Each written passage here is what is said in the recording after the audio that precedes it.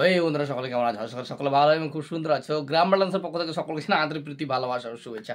So বন্ধুরা, তোমাদের জন্য আজকে আর একখানে সুন্দর ভিডিও নিয়ে এসেছি। তো তাদের ভিডিও থেকে যা যাক দেখা হচ্ছে লাস্টে। তো চলো। ও তোরা শোন গো নরনারী, তোরা শোন গো নরনারী,